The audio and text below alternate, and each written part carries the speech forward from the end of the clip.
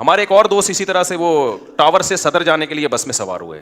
وہاں اس وقت جیبیں بہت کٹتی تھیں. انہوں نے مجھے خود اپنا واقعہ سنایا کہ میں نے ایک پرس لیا, بٹوا لیا. بٹوا لینے کے بعد جو ہے کہتے ہیں اس خالی بٹوا تھا, صرف میں نے جیب کترے کو پکڑنے کے لیے یہ کام کیا.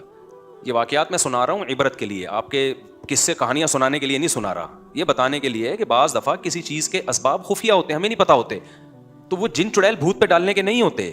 اس میں یہ کہ اور زیادہ ہوشیار ہو جائیں آپ. یہ نہیں ہوتا کہ جس چیز کا کام ہوا سبب سمجھ میں نہیں آ رہا, سبب چونکہ سمجھ میں نہیں آ رہا تو جن پہ ڈال دو.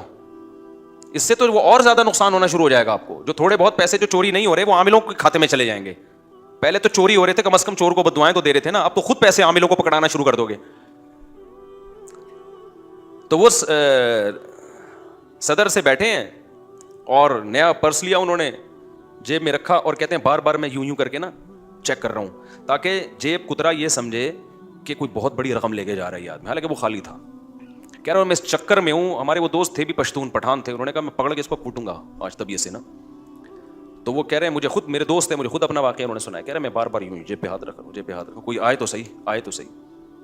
کہہ رہے ہیں گھنٹہ ہو گیا کوئی بھی نہیں آیا. ٹاور پہ کہہ رہے ہیں میں اترا, جیب میں ہاتھ ڈالا, بٹوا غائب.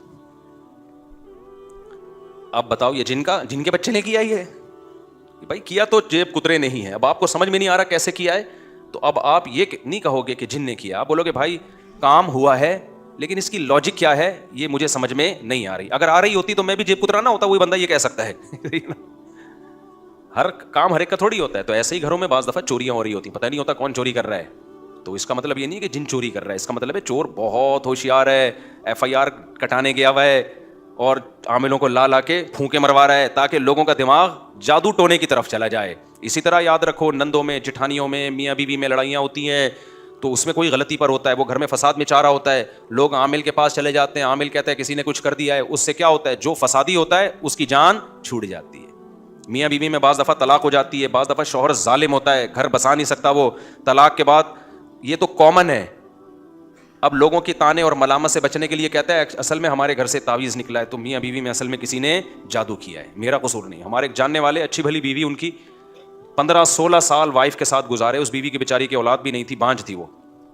تو ہم چونکہ ہمارے محلے کا یہ پرانا قصہ ہو گیا, اب میرا خیال ہے ان کو نہیں پتہ چلے گا, ان کی بات میں کر رہا ہوں. تو وہ ہم جانتے تھے اس بچی کو, اچھی نیک سیرت لڑکی تھی, نمازی تھی اور اچھی بھلی میاں بیوی کی زندگی گزر رہی تھی. شوہر نے کسی دن غصے میں آ کے دھڑ دھڑ طلاقیں نکال دی.